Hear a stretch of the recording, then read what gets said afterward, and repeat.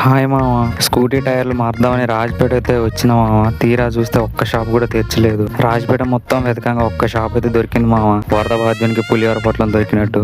ఇదే మామ మన బండి. 3 ఇయర్స్ నుంచి అసలు ముందు టైరే మార్పలేదు మామ. చూడండి మామ ఎలా ఉందో. చూడు మామ, ముందు టైర్ ఇప్పగానే మన బండి అయితే ఎలా ఉందో.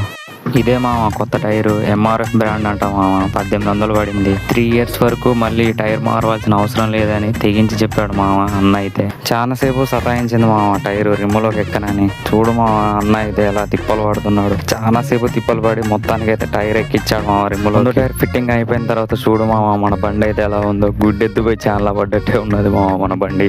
అసలు స్కూటీకి కూడా ఇన్నిగానం ఆయిల్స్ ఉంటాయని నాకు ఇవాళే తెలిసింది మామ. చూడు మామ, ఈ ఇంజిన్ ఆయిల్ ఎంత నల్లగా ఉందో. మనోడు ఇన్ని రోజులు కడుపులో దాచుకున్నాడు మామ ఈ ఆయిల్. కడుపులో ఆయిల్ అంతా బయటికి ఎక్కించి మళ్ళీ ఫ్రెష్ గా ఆయిల్ అయితే నింపినాం మామ. మీరే చూడండి. ఇదే మామ ఆయిల్ డబ్బా. దీని కాస్ట్ వచ్చి 400 అయితే పడింది మామ నాకు. తీసి తీసిపోయంగానే చూడు మామ ఎట్లా తాగుతుందో. ఎడార్లో మందు పోసినట్టే తాగుతుంది మామ.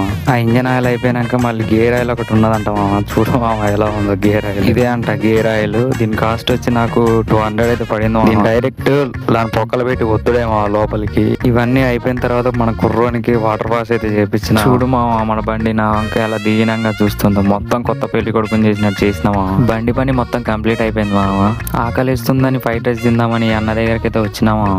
రాజుపేటలో ఎవరి దగ్గర అయినా అడుగు మామ, ఫ్రైడ్ రైస్ ఎక్కడ మంచిగా ఉన్నదంటే ఈ అన్న దగ్గరికి తీసుకొస్తారు అందరు. అంత జబర్దస్త్ ఉంటుంది మామ.